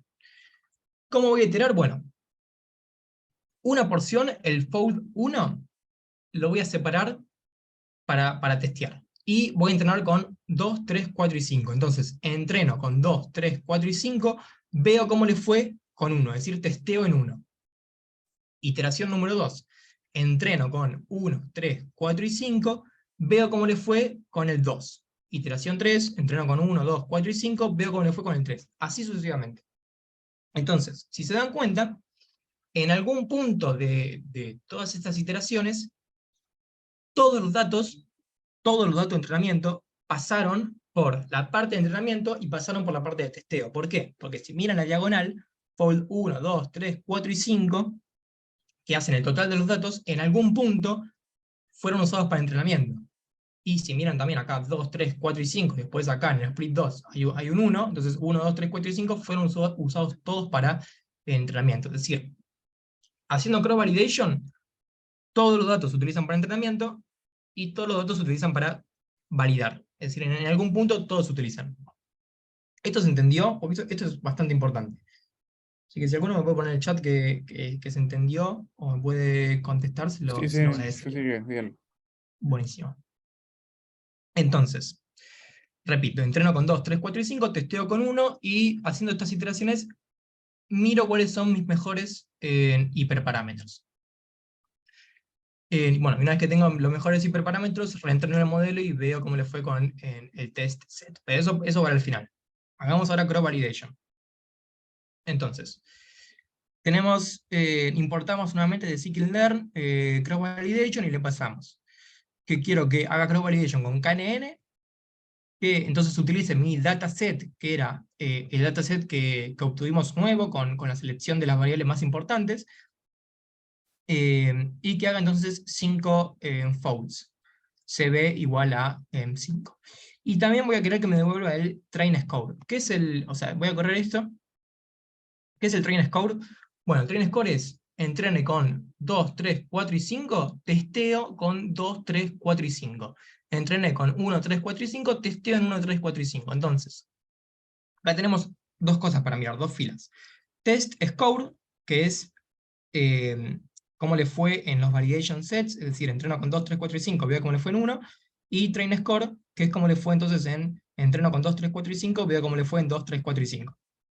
Evidentemente, acá voy a mencionar una obviedad, pero el train score siempre va a ser más alto que el test score. ¿Por qué? Bueno, porque el modelo está entrenando sobre una serie de datos y después testea sobre esa misma serie de datos que ya vio, con los que ya entrenó. Entonces los conoce muy bien a los datos y el score va a dar más alto. Entonces estos son nuestros resultados del cross-validation, y podemos evidentemente hacer un promedio y tener una estimación robusta de qué tan bien le está yendo a mi modelo. Entonces le tiro a que me tire el promedio y me da 0.993. Listo, perfecto. Entonces ya sabemos cómo funciona cross-validation. Vamos a hacer en uso de cross-validation y vamos a hacer tuneo de hiperparámetros. Entonces, ¿cómo se hace el tuneo de hiperparámetros? Básicamente, primero uno define cuáles son los hiperparámetros que quiere cambiar. Ya estuvimos mencionando un par de hiperparámetros. Mencionamos la K, y mencionamos, por ejemplo, el tipo de distancia que se calcula. La distancia que era cortita, o la distancia que era tipo L, que era la Manhattan. Entonces, yo lo que quisiera ver es, por ejemplo, primero cuál es el efecto de K. Entonces voy a hacer una validation curve, que es básicamente una iteración, y le digo que me vaya probando desde K igual a 1 hasta K igual a 20, y me devuelva el train score y el cross validation score. Entonces el train score es esta curva en azul, que son entonces estos valores de acá, que estuvimos mencionando, y el cross validation score es esta curva verde, que son entonces estos valores de acá. Entonces se vuelve a repetir lo que les dije, el train score es más alto que cross validation score. Ahora bien, ¿qué tanta diferencia puede haber entre las curvas? Yo quiero que haya mucha diferencia, quiero que haya poca diferencia. Entonces acá voy a repetir un poco de lo que ya estuvimos charlando, que es en overfitting y underfitting. Entonces, yo no quiero que el modelo aprenda mucho de los datos y que no pueda generalizar tan bien. Entonces, que el modelo aprenda mucho de los datos y que no pueda generalizar tan bien implica que la distancia entre las curvas sea bastante grande, como sucede, por ejemplo, en K igual a 1. Y yo tampoco quiero, por el otro lado, que el modelo underfitee, es decir, que el modelo no aprenda mucho de los datos. Es decir, que no aprenda bien, en realidad. Y si yo me voy entonces acá, mucho más grande, si este gráfico seguiría, verían cómo las curvas van cayendo, es decir, cómo la performance va disminuyendo. Entonces, yo quisiera quedarme más o menos acá por el medio. Y quedarme acá por el medio implica, por ejemplo, no sé, recorrer desde k igual a 3 a k igual a 10. Poner esta zonita de acá. Atrás de eso implica overfitear, porque la distancia es muy grande y el training score es muy alto. Por encima de eso implica underfitear. Entonces todo esto no se preocupan igual que, primero que queda grabado y segundo que está explicado en la notebook por si les queda alguna duda. Entonces, teniendo eso en cuenta, vamos ahora a hacer el tuneo de hiperparámetros. Y el tuneo de hiperparámetros es pocas líneas de código, como pueden ver acá, y lo que voy a hacer es definir una tablita, una grilla, definir una tablita, una grilla con todos los hiperparámetros que yo quiero ir probando. Entonces, le voy a decir, bueno, al modelo que pruebe con 3, 5, 7 y 9, que pruebe con este otro hiperparámetro que todavía no hablamos, pero son los weights, es decir, qué tanta importancia, qué tanto peso se lo dan a los puntos, es decir, si quiero, por ejemplo, que a todos los puntos se le asigne igual importancia, o si quiero que, por ejemplo, los puntos más alejados tengan mayor importancia que los puntos más cercanos. Es otro hiperparámetro, y les digo, bueno, el modelo probame con los dos hiperparámetros, y P, que es el tipo de distancia. Probame con el tipo de distancia tipo 1, que es Manhattan, o el tipo de distancia tipo 2, que es la euclidiana, es decir, la distancia tipo L o la distancia cortita. Y le digo entonces ahora, bueno, haceme la búsqueda, la combinación de todos estos hiperparámetros. Entonces, ¿qué va a hacer el modelo? Va a probar con 3, uniforme y 1, va a probar con 3, uniforme y 2, con 3, distancia y 1, 3, distancia y 2, es decir, va a probar todas, pero todas las combinaciones posibles. Entonces, bueno, yo esto lo voy a correr, va a tratar un poquito, evidentemente, porque tenemos, o sea, prueba todas las combinaciones posibles, y además de probar todas las combinaciones posibles, hace 5 fouls de cross validation, así que es normal que estas cosas tarden, más cuando estamos en el entorno de Google Colab y no estamos trabajando con el Python descargado.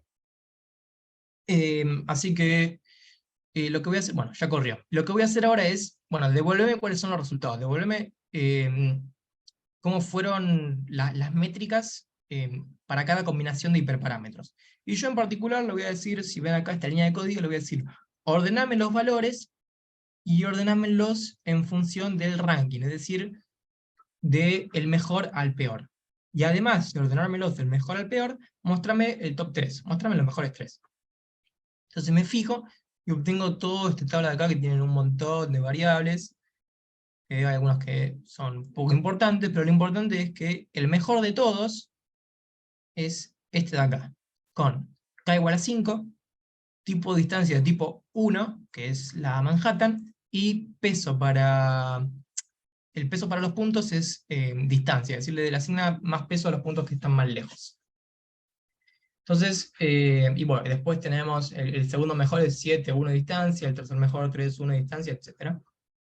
Y acá podemos mirar entonces cómo le fue en cada fold, es decir, en el fold 1 esto, en el fold 2 esto, en el fold 3, etc. Que tenemos el promedio, 0,99,6. Y también podemos ver cómo le fue en la parte de, o sea, cuando entrena, ¿te recuerdan cuando decía yo entrena con 2, 3, 4 y 5 y testea con 2, 3, 4 y 5? Bueno, el promedio de esos entrenamientos es este número de acá, este de acá. Mientras que cuando entrenaba con 2, 3, 4 y 5 y testeaba con 1, es esto de acá. Entonces, repito, está bueno hacer esto porque primero que me permite determinar cuáles son la mejor combinación de hiperparámetros de forma insesgada, porque estos datos son insesgados, porque no lo estoy viendo sobre el test set. Y punto número 2, es una estimación más robusta que la que tenía originalmente, porque acá hay muchos splits, hay 0, 1, 12, así hasta 5, y me da un promedio. Entonces es una estimación robusta de que también le fue a mi modelo. Entonces, bueno, acá, para que si quieren que lo printen en la consola, le piden que extraiga entonces la combinación de hiperparámetros, 5, 1 y distancia.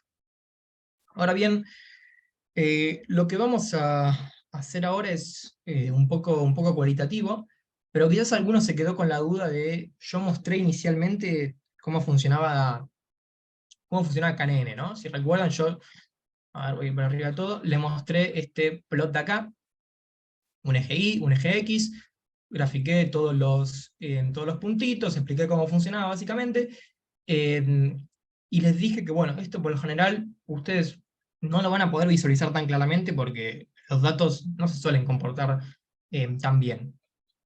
Ahora bien, nosotros podríamos tratar de, con este dataset que es tan lindo, podríamos tratar de ver cómo funciona el algoritmo.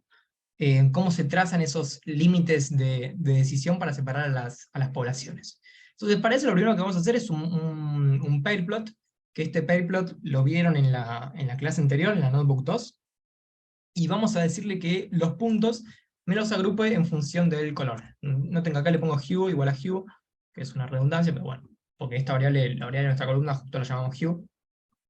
Pero si acá, por ejemplo, no sé, si hubiéramos llamado a los vinos, o sea, si mi variable de color se llamara color, acá pondría color, pero la llamamos hue. Entonces tenemos el periplot, y tenemos todos estos scatter plots, donde, bueno, nos vamos abajo de todo y tenemos sulfatos en función de acidez fija, sulfatos en función de acidez volátil, y así sucesivamente. Entonces, como este dataset es tan lindo, alguno quizás en todas las combinaciones puede ver que las poblaciones más o menos se pueden diferenciar bien. Yo quizás acá, en esta de acá, podría trazar una línea por acá y diferenciar bien los puntos. O no sé, esto de acá, trazo una línea por acá y diferencio bien los puntos. Bueno, vamos a hacer eso. Vamos a ver gráficamente cómo está funcionando el modelo. Entonces, noten que voy a utilizar únicamente dos variables. En lugar de lo que venimos haciendo, que KNN está considerando un espacio multidimensional con todas mis variables, voy a utilizar únicamente dos variables para ver cómo está funcionando el modelo. Entonces, ¿qué variables voy a elegir? Voy a elegir sulfatos y cloruros. Es este gráfico de acá. Ustedes, si quieren, después pueden probar, quizás encuentren que hay alguno mejor, que se diferencien mejor las poblaciones. Da lo mismo. Voy a probar con esta a ver qué tan bien puedo separar estas dos poblaciones. Entonces, el código que voy a correr ahora no importa mucho, ignórenlo, porque es totalmente cualitativo y didáctico esto que estamos haciendo, pero bueno, acá tenemos entonces nuestros datos ploteados y nuestro límite de decisión. ¿Qué vemos acá? Bueno, esta línea de acá, que recorre todo el gráfico, es mi límite de decisión. De esta línea para abajo, los puntos se clasifican como verdes. Y de esta línea para arriba, los puntos se clasifican como azules, o de forma análoga en vinos tintos y en vinos blancos. Entonces el límite de decisión, noten que medio como que entra, no se llega a ver bien, ¿no? Pero medio como que entra por acá, se mete y después sale. Y esto es con k igual a 3. Veamos entonces el efecto de k. Voy a ir aumentando k, y si recuerdan lo que pasaba cuando aumentaba k, que lo vimos en la variation curve, técnicamente aumentar k implica underfitear el modelo, es decir, la accuracy va disminuyendo. Y vamos a corroborar entonces si pasa esto o no. Entonces, miremos estos tres puntos verdes de acá. 1, 2, 3, estos tres puntitos de acá. Estos tres puntitos de acá, como están por debajo de este límite de decisión, están clasificados correctamente, es decir, son verdes y están clasificados como verdes. Me voy acá igual a 5, siguen bien. Me voy acá igual a 9, y cuando me voy acá igual a 9, cambió el límite de decisión, y estos puntos que eran verdes ahora pasan a clasificarse como azules. Es decir, vinos que antes eran tintos, por ejemplo, pasan ahora a clasificarse como vinos blancos. Me voy acá igual a 15 y sigue pasando lo mismo. Entonces, esto es para que se vea visualmente cómo funciona Sí, para que se vea visualmente cómo funciona el modelo. Entonces, ¿hasta acá hay alguna duda? Quizás fui demasiado rápido, quieren que repita algo. ¿Se entendió? Hola, yo de nuevo, Walter. Sorry por Sí. tantas preguntas. No, me interesa harto el No, no tema. pasa nada. Mira, en relación a la sobreparametrización, entonces, ¿qué parámetro tendríamos que revisar en función de la sobreparametrización? Porque, por ejemplo, en la primera k igual a 3, por ejemplo, espera, en la segunda gráfica en k igual a 5, Sí, entonces tú puedes ver, por ejemplo, hay unos puntos límites azules que están, podríamos pensar en el límite verde. ¿Mm? sí, Entonces, no sé bien dónde decís, dentro de ese pero criterio, claro, dentro de ese criterio, ese modelo permite una cierta estimación, permite una interpretación. Sin embargo, si aumentamos el K, claramente empezamos a ver empezamos a ver que hay puntos puntos que son verdes y que los va a representar como azules. Entonces, me imagino que hay algún tipo de número o cuantificación que nos permite finalmente decidir por uno o por otro. ¿Mm? Sí, eso es lo que hicimos recién, lo de tuneo de hiperparámetros, acá arriba de todo, Ya, vale, ya entendí. que a Ya, nosotros ya, nos ya, dio ya. que K igual a 5, o sea, esto es K, número de vecinos, K igual a Ya, 5, distancia tipo Manhattan y el peso que se le asignan los puntos es en distancia también, vale. es la mejor combinación, la mejor de todas. Ya entendí. Esto Ok. es, esto para que ustedes puedan ver, o sea, que no resulte todo tan abstracto Ya. lo que hace el algoritmo, porque KNN considera un espacio multidimensional y eso no, yo te digo un espacio multidimensional, ni yo sé qué está haciendo KNN en ese espacio multidimensional, pero si yo lo llevo a Ya. 2, lo llevo a 3 dimensiones, puedo ver un poquito cómo está trabajando. Perfecto, ya ahora entendí. Es a Vale. modo didáctico. Ujú. Pero sí, de forma rigurosa, vos la mejor combinación de hiperparámetros la determinás con en esto que hicimos acá. Claro. Ujú. 5, Vale, 1 y perfecto. distancia. Sí. Buenísimo. ¿El resto entendió? ¿Tiene alguna duda? Van a escribir por el chat. ¿Se entiende bien o no se entiende bien? No me escribe nadie. Sí se entiende. Bueno, buenísimo. Igual después recuerden que la notebook, todo lo que estoy diciendo yo está escrito en la notebook y además esto va a quedar grabado. Y además está el Discord. O sea, cualquier cosa que quieran preguntar, lo preguntan por el Discord. Entonces, adentrémonos en lo que va a ser el modelo final. Entonces, recapitulemos. Yo tenía mi dataset original. A ese dataset original le digo, bueno, hay variables que a priori quisiera sacármelas de encima, no parecen muy importantes. Entonces, las saco con algún tipo de método. Me quedo con un dataset más reducido, que es este dataset de acá. Este es el dataset reducido. Ahora, este dataset reducido lo separo en una parte para entrenar y una parte para testear. La parte para entrenar le doy un conjunto de parámetros, de los hiperparámetros, hago cross-validation, y una vez que hago cross-validation, saco cuáles son los mejores hiperparámetros. Los mejores hiperparámetros los sacamos recién, K igual a 5, P igual a 1, weight en distancia. Tengo los mejores hiperparámetros, tengo mi dataset reducido, ya casi estoy. ¿Qué me queda? Me queda reentrenar el modelo con todo esto que yo encontré.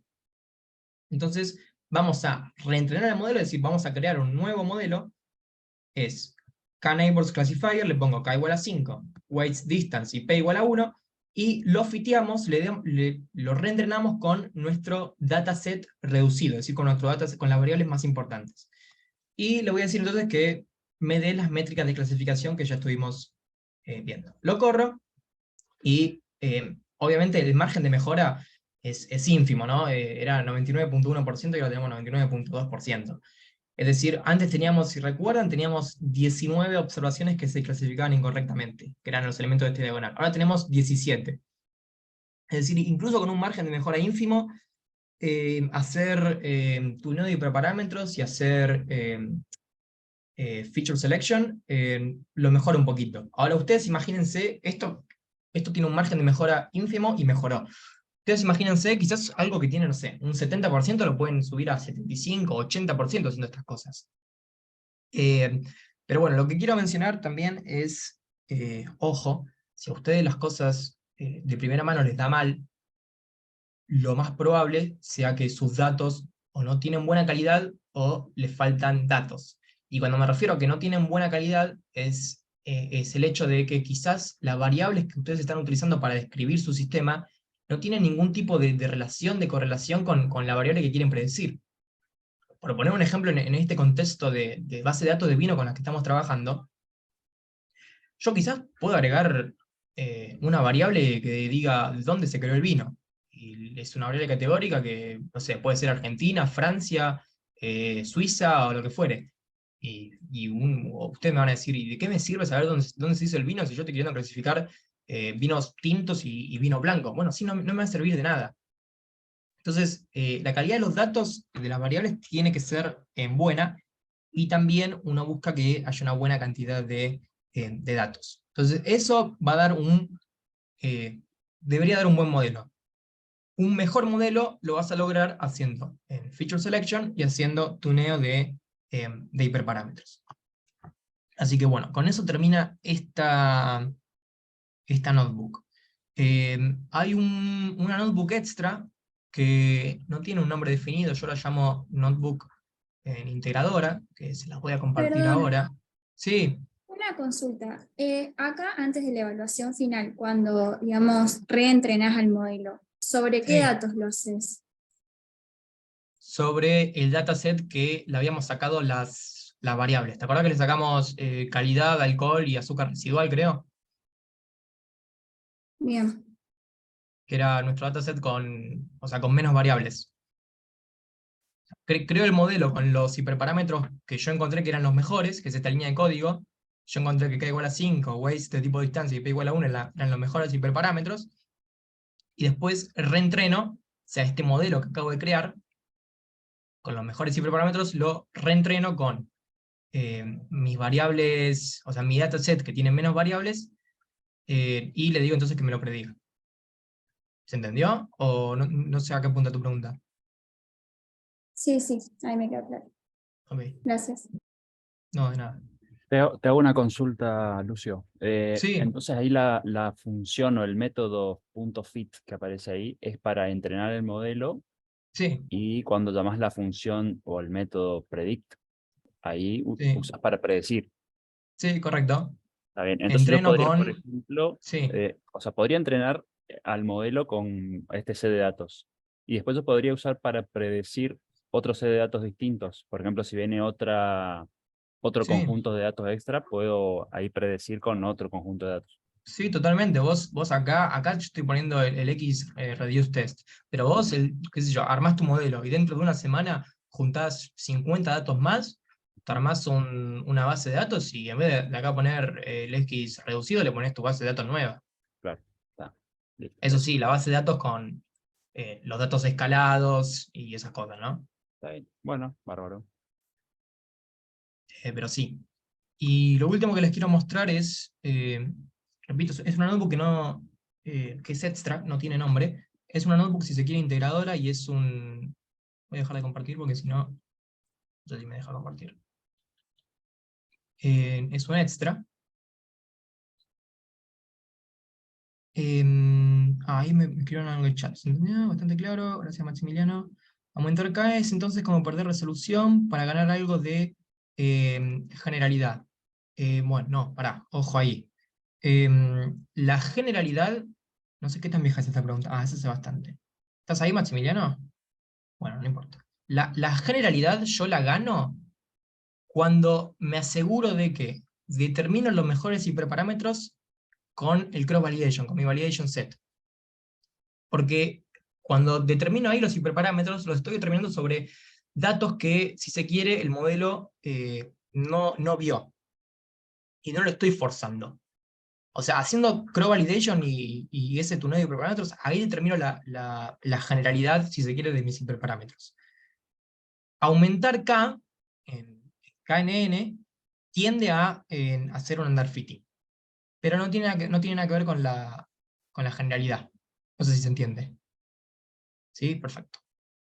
Buenísimo. Entonces les comparto lo último, que si se quiere es una notebook más integradora. Este es un dataset real. Está sacado, cuando me refiero a real, me refiero a son datos que no se comportan muy bien, datos que hay que limpiarlos, datos que, nada, eso, que hay que cambiarle un par de cosas. No es una base de datos con la que uno puede entrar a crear un modelo directamente. Es una base de datos de cristales, son perovskitas, que las perovskitas la describe con un montón de variables, entre, por ejemplo, el catión que utiliza, el anión que forma el cristal, la distancia entre cationes y aniones, etc. Y la variable que uno quiere predecir es el tipo de cristal. Y está. Hay cuatro variables para predecir. En lugar de ser una clasificación binaria, como vimos recién, son 4 variables. Ortorrómbico, romboédrico, cúbico y tetragonal. Lo único que tiene es que está en inglés, eso igual no creo que sea un problema muy grande. Pero lo bueno que tiene es esto de acá, si se quiere, donde hay una limpieza de datos y hay un preprocesamiento de datos con cosas que en esta notebook de recién no vimos. Y la limpieza de datos utiliza algunas de las funciones que nosotros vimos en la clase pasada. No sé si se acuerdan, pero en la clase pasada, la primera parte, vimos algunas funciones de pandas. Vimos, por ejemplo, cómo trabajar con datos faltantes, cómo sacar duplicados. Bueno, esto tiene un poco de eso. Tiene trabajar con datos que faltan, remover duplicados, sacar outliers, que es algo que no vimos, por ejemplo, pero sacar outliers también lo tiene. Un preprocesamiento de datos tiene, por ejemplo, los cationes, que son, por ejemplo, no sé, litio, rubidio, etcétera, que son variables que son de tipo texto, uno las convierte en números. Entonces, eso se llama ser un label encoder. Entonces, las convertimos en números para que los algoritmos trabajen mejor. Entonces, tiene más cosas, es más... es como que integra, si se quiere, la Notebook 2 y la Notebook 3, y sumado al hecho de que es un problema real. Acá las cosas no van a dar 99%.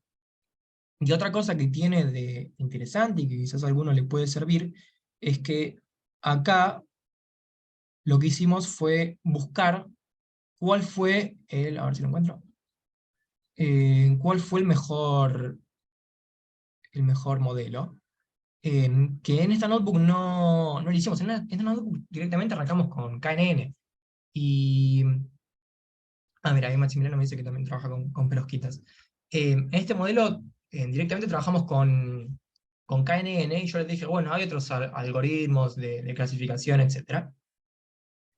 Y algunos de ustedes me podrían decir, bueno, pero ¿por qué KNN? ¿Por qué no probé con otro modelo? ¿Por qué no probé con un random forest? ¿Por qué no probé con un árbol de decisión? Etcétera. Bueno, acá nosotros como que probamos, le dijimos a nuestra base de datos, y probá con KNN, probá con un árbol de decisión, probá con este que es un XGBoost Classifier, probá con un Support Vector Machines, probá con un Random Forest, probá bla bla bla bla, probá. Y acá puede ver uno el Train Score y Validation Score. Y en función de esto uno decide, bueno, ¿con qué modelo voy a arrancar a hacer tuneo de hiperparámetros y hacer estas cosas? Y acá, por ejemplo, uno dice, mira, los mejores, parecen estos tres los mejores, ¿no? Este y este. Pero estos dos, que son Random Forest y Árbol de Decisión, tienen un Train Score de 1. Y un Train Score muy alto, un Train Score de 1, es el 100%, es overfitting, es mucho overfiteo. Entonces, acá decimos, bueno, voy a arrancar con el XGBoost Classifier. El XGBoost Classifier tiene un buen compromiso entre Train Score y Validation Score. Y hay entonces todo un túnel de parámetros para XGBoost en Classifier con todas las cosas que vimos recién. Y otra cosa importante que tiene también, que es un extra, es el oversampling. ¿Qué es el oversampling? Bueno, cuando vos tenés, por ejemplo, varias categorías en las que querés clasificar las cosas, por ejemplo, o sea, en este caso tenemos romboédrico, cúbico, tetragonal y... no me acuerdo, pero eran 4 cristales.